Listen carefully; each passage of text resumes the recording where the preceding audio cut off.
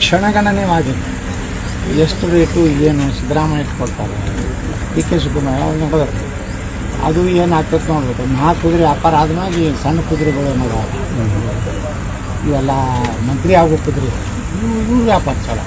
ನಮ್ಮ ಜಿಲ್ಲಾದವ್ರು ಹೋಗ್ತಾರ ಸರ್, ಡೆಲ್ಲಿ ಹೋಗ್ತಾರೆ. ಕೆಲವು ಮಂದಿ ಜಗಳ ತೆಗಿತಾರೆ, ಆಡ್ತಾರ, ಕಣ್ಣೀರು ಹಾಕ್ತಾರೆ, ನೆನಟ್ಟು ನಿಂತ್ಕೊಂಡು ಯಾರಾದಾರ ಬರ್ತಾರೆ, ಜಗಳ ಹಾಕತ್ತಾರೆ. ಏನು ಮಾಡೋದು? ನವರಾತ್ರಿ ಉತ್ಸವನ ಹೆಸರನ್ನ ಚೇಂಜ್ ಮಾಡಬೇಕು, ಬದಲಿಸಿ ಬೇರೆ ಯಾವ್ದಾರು ಹೆಸರು ಇಡಬೇಕಂತ ಹೇಳಿ ಆಗ್ರಹ ಮಾಡಿದ್ವಿ. ನಿನ್ನೆ ಎಂ ಬಿ ಪಾಟೀಲ್ ಹೇಳಿದ್ದಾರೆ ಯಾವುದೇ ರೀತಿ ಹೆಸರು ಬದಲಾಯಿಸಂಗಿಲ್ಲ, ಹಾಗೆ ಮಾಡ್ತೀವಿ, ಬೇಕಿದ್ರೆ ಎಷ್ಟು ಅವ್ರು ಬರಲಿ, ಇಲ್ಲಾಂದ್ರೆ ಮನೇಲಿ ಕೂತ್ಕೊಳ್ಳಿ. ನಾ ಬರಲಿ ಬಿಡಲಿ ಅನ್ನೋ ಅಧಿಕಾರ ಇದೆ ಎಂ ಬಿ ಪಾಟೀಲ್. ನಾ ಈ ಕ್ಷೇತ್ರದ ಎಮ್ ಎಲ್ ಎ ಇದ್ದೀನಿ.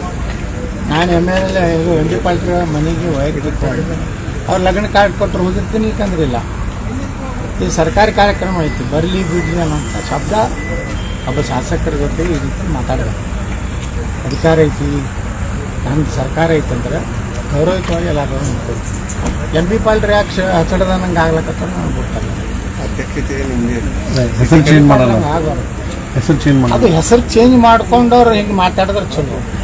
ಪಕ್ಕ ಹೆಸರು ಇದ್ದವ್ರು ಹಿಂಗೆ ಮಾತಾಡಬಾರ್ದಲ್ಲ. ಈ ಕೆಲವು ಮಂದಿ ಅಡ್ಡ ಹೆಸರು ಹಸಡೋದಿರ್ತದೆ, ಪಾಟೀಲ್ ಮಾಡ್ತಾರೆ, ಅವು ಮಾತಾಡ್ತಿರ್ತಾವೆ. ಯಾಕಂದ್ರೆ ಹೆಸರೇ ಚೇಂಜ್ ಮಾಡ್ಕೊಂಡಿರ್ತಾರೆ. ಎಂ ಬಿ ಪಾಲ್ ಹಂಗೆ ಮಾತಾಡಬಾರ್ದು ಪಾಪ.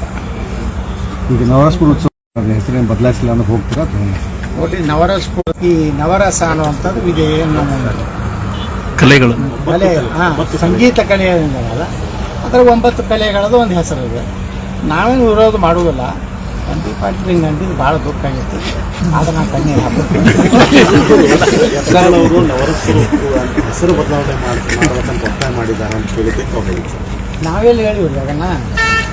ನಾವು ನವರಸ್ಪುರ ಒಟ್ಟು ಅಲ್ಲಿ ಕಲ್ಚರ್ ಚೇಂಜ್ ಆಗಲಿ ಅಂತ ಹೇಳಿ ಅವು ಬರೀ ಶಾಯರಿ ಕಟ್ಸೋದು, ಡ್ಯಾಮ್ ಅದು ಬೇಡ.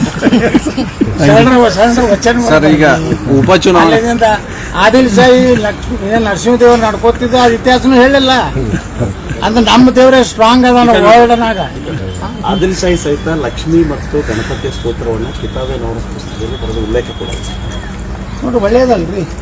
ಅಲ್ಲ, ಅಲ್ಲಿ ಈ ಬುದ್ಧಿ, ಇಡೀ ಸದ್ಬುದ್ಧಿ ಈ ಮತಾಂಧರಿಗೆ ಬರಲತ್ತಲ್ಲ. ಅಂದರೆ ಲಕ್ಷ್ಮೀ ನರಸಿಂಹ ಆಗಲಿ, ಶಿವ ಪಾರ್ವತಿ ಆಗಲಿ, ನಮ್ಮ ಸರಸ್ವತಿ ಬ್ರಹ್ಮ ಆಗಲಿ, ಎಲ್ಲರೂ ಇಡೀ ಜಗತ್ತಿನ ಶ್ರೇಷ್ಠ ದೇವರು ಅನ್ನೋಂಥದ್ದು ಆದಿಲ್ ಶಾಹಿನ ಹೇಳ್ದಂಗೆ ಆಯ್ತಲ್ರಿ. ಸರಸ್ವತಿ ಪೂಜೆ ಮಾಡ್ತಿದ್ದ ಆದಿಲ್ ಶಾಹಿ, ನರಸಿಂಹದೇವರಿಂದ ತನಗೆ ಇದ್ರದ್ದು ಮುಕ್ತಿ ಮಾಡ್ಕೊಂಡ ತನ್ನ ಮಗಳದು. ಇದರಿಂದಲೇ ಅವನ ದೇವಸ್ಥಾನ ಇಲ್ಲಿ ಏನು ನಮ್ಮದು ಇಲ್ಲಿ ಊರಾಗ ಐತಲ್ಲ, ಈ ದೇವಸ್ಥಾನ ಇರ್ಬೋದು.